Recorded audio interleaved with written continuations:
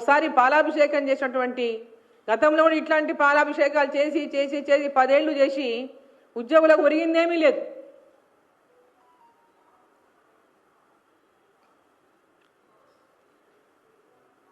ప్రతి 6 నెలలకు డిఏ అనేది ఇవ్వాల్సిన డిఏ సమయం లోపల డిఏని చెల్లింపులు చేయాలని చెప్పి డిమాండ్ చేస్తున్నాం. తక్షణమే ఉద్యోగస్తులకు రావాల్సినటువంటి మిగతా డిఏలను కూడా వెంబడే ఈ రాష్ట్ర ప్రభుత్వం ప్రకటించాలని చెప్పి మేము డిమాండ్ చేస్తూ ఉన్నాం.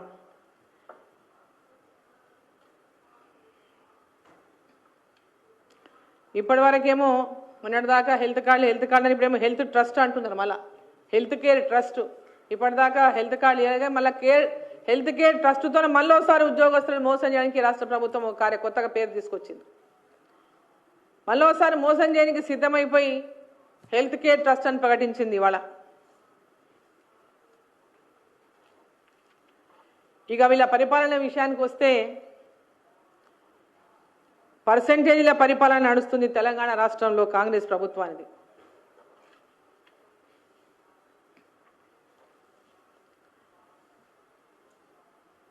ఎవరిని అడిగినా ఎక్కడ పోయినా పర్సెంటేజీలు ఇయ్యందే ఆ ప్రాంతంలో అభివృద్ధి అనేది జరగడం లేదనేటటువంటి చర్చ పెద్ద ఎత్తున గ్రామాల్లో జరుగుతుంది, నియోజకవర్గాల్లో జరుగుతుంది. రాష్ట్ర ప్రభుత్వంలో కూడా ఏదైనా బిల్లులు పెండింగ్ బిల్లులు రావాలంటే 30% పర్సెంటేజీలు చెల్లిస్తేనే పెండింగ్ బిల్లులు వస్తున్నాయి. పైనుంచి కింది దాకా 30% పర్సెంటేజీలు చెల్లించనిదే పెండింగ్ బిల్లులు వచ్చే సమస్య లేదు అనేటటువంటి పెద్ద చర్చ తెలంగాణలో జరుగుతూ ఉంది. ఇవాళ మీరు ఏ దాని గురించి ఏమైనా దాని గురించే మాట్లాడుకుంటున్నాం. ఆర్ఆర్ ట్యాక్స్ గురించి మొట్టమొదటనే వచ్చిన కొన్నాళ్ళకే ఫేమస్ అయింది తెలంగాణ ఆర్ఆర్ ట్యాక్స్ మీద. ఈరోజు పెద్ద ఎత్తున ఈ యొక్క పర్సెంటేజీలు వసూలు చేస్తూ కాంట్రాక్టర్లకు ఎవరికైతే సంవత్సరాలుగా బిల్లులు రాకుండా పనులు చేసి పెండింగ్ బిల్లులతోన ఆత్మహత్యలకు గుండెపోట్లకు లోనై చచ్చిపోతూ ఉంటే,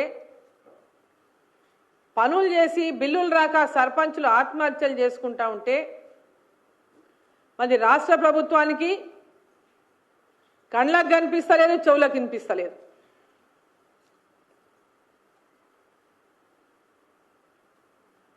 రాష్ట్రంలో మేము ఇన్ని రోడ్లు శాంక్షన్ చేసినాం, అన్ని రోడ్లు శాంక్షన్ చేసినాం, ఈ పనులు శాంక్షన్ చేసినాం, ఆ పనులు శాంక్షన్ చేసినాం అని చెప్తున్నాయి. కాగితాలకే పరిమితం. కింద ఎవరో ఒక్కరు టెండర్ వేసినటువంటి పరిస్థితి లేదు. భవనాలకు కానీ రోడ్లకు కానీ ఎక్కడైనా ఇది టెండర్ వేస్తే మాకు బిల్లులు రావు, గతంలో చేసినటువంటి పనులకే బిల్లులు లేవు, కొత్తగా టెండర్లు వేస్తే ఈ బిల్లులు రావనేటటువంటిది వాళ్ళ పెద్ద ఎత్తున కాంట్రాక్టుల అసలు ముందుకు రావడానికే సిద్ధంగా లేరు. ఇప్పుడు ఏం చేస్తున్నారు? పెద్ద పెద్దగా బయటకు వెళ్ళి పట్టుకొస్తున్నారు కాంట్రాక్టర్లను. ఎందుకంటే ఇక్కడ ఉన్నోళ్లకు పాత వాళ్ళకి ఏమైనా ఉంటాయో ఇట్లా బిల్లులు ఇవ్వాలి, పైసలు పర్సెంటేజ్ ఇస్తారో ఇయ్యరో, కాబట్టి బయటకు వెళ్ళి కాంట్రాక్టర్లను తీసుకొచ్చుకొని వాళ్ళు అడిగినంత ఎస్టిమేషన్లు చేసి పెట్టించుకొని ప్యాకేజీలుగా రోడ్లను చేసి ఈరోజు వాళ్ళు అనుకున్న వాళ్లకు ఆ రోడ్లను ఇచ్చి ఎవరైతే పర్సెంటేజీలు చెల్లించే శక్తి ఉందో వాళ్ళకే రోడ్లు ఇవ్వాలని ఈరోజు రాష్ట్ర ప్రభుత్వం సిద్ధమైనట్లు ఉంది. గతంలో ఇరిగేషన్ ప్రాజెక్టులు కానీ ఇతర రోడ్ల ప్రాజెక్టులు కానీ పెద్ద రోడ్లు ఎవరు వచ్చినా పెద్ద పెద్ద కాంట్రాక్టర్లే, కానీ తెలంగాణలో ఉన్నటువంటి కాంట్రాక్టర్లకు ఎవరికి కూడా ఈరోజు ఆ కాంట్రాక్టర్లు దక్కలే. చిన్న చిన్న పనులు చేసిన కాంట్రాక్టర్లకు బిల్లులు దక్కక ఇవాళ అధోగతి పాలైనటువంటి పరిస్థితి తెలంగాణలో చూస్తున్నాం. మేమే ఈరోజు చూసినాం, ఏదో జిల్లా ఒక ప్యాకేజీ, పార్లమెంట్ ఒక ప్యాకేజీ, మొత్తం వచ్చే 2 ఏళ్లలో రాష్ట్రంలో ఉన్నటువంటి రోడ్లన్నింటినీ కూడా ఎక్కడెక్కడ ఏ గ్రామాలకైతే రోడ్లు లేవో వాటికి అంతా కూడా నిర్మాణం చేస్తాం. చాలా సంతోషం. ఎందుకంటే రాష్ట్రంలో రోడ్ల పరిస్థితి అధ్వాన్నంగా ఉంది. కేంద్ర ప్రభుత్వం ఇచ్చినటువంటి రోడ్లు తప్పితే రాష్ట్ర ప్రభుత్వం ద్వారా రోడ్ల నిర్మాణమే జరగటం లేదు. కేంద్ర ప్రభుత్వం ఇచ్చే నిధులతోనే రోడ్లు తయారవుతున్నాయి తప్ప ఎన్హెచ్లు కానీ, ఆర్ఎండ్బి కానీ, పిఎంజిఎస్వై కానీ, సిఆర్ఎఫ్ఐ కానీ ఇవన్నీ కేంద్ర ప్రభుత్వ నిధులతోన నిర్మాణం అవుతున్నటువంటి రోడ్లు తప్పితే రాష్ట్ర ప్రభుత్వం ద్వారా నిర్మాణం అవుతున్నటువంటి రోడ్లే ఈరోజు కనపడనటువంటి దుస్థితి ఉన్నది. మరి ఈరోజు రాష్ట్ర ప్రభుత్వం రోడ్ల నిర్మాణానికి నిధులు ఇస్తామని పెద్ద ఎత్తున చెప్పారు. కానీ ఆ యొక్క నిధులు మీరు కేటాయించేటప్పుడు, ఆ రోడ్లను టెండర్ పిలిచేటప్పుడు మళ్ళీ ఏ పెద్ద కాంట్రాక్టర్లను తీసుకొచ్చి బయట వేల వేల కోట్లు ఒకరికి ఇచ్చేయకుండా ఎవరైతే తీవ్రంగా నష్టపోయినరో, టీఆర్ఎస్ ప్రభుత్వంలో పెద్ద ఎత్తున తెలంగాణ కాంట్రాక్టర్లు ప్రతి జిల్లాలో పెద్ద ఎత్తున నష్టపోయినారు. వాళ్ళ ఆస్తులు అమ్ముకునేటటువంటి దుస్థితికి వచ్చిండ్రు. నిజంగా మీరు కనుక ఒక మానవత్వమే ఉంటే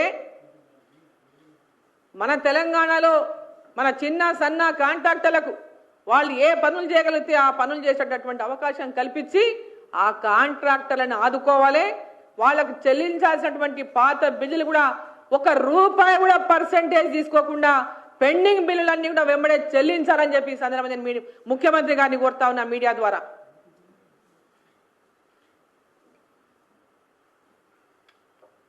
ఈరోజు పెద్ద ఎత్తున ప్రచారం జరుగుతుంది. రాష్ట్రంలో ఒక ముఖ్య నాయకుని పేరు పైనుంచి కింది దాకా పర్సెంటేజ్ల వసూలు, కుటుంబం అంతా కూడా పర్సెంటేజ్ వసూలు చేస్తున్నటువంటి పేరుంది.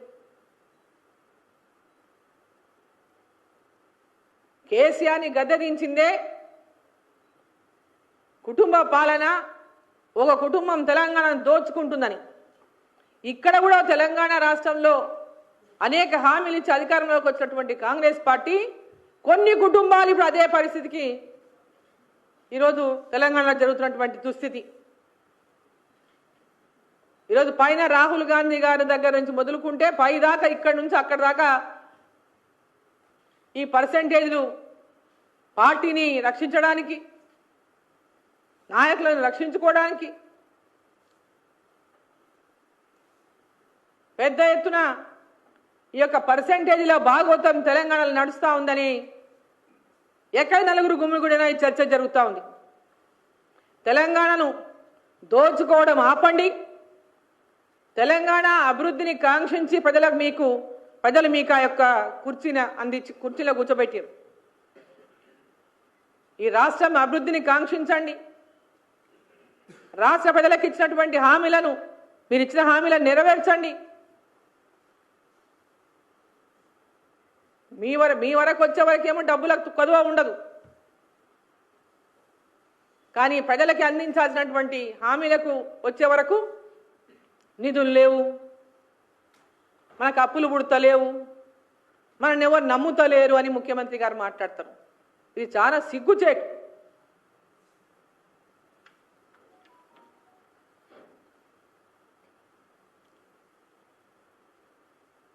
ఇప్పుడు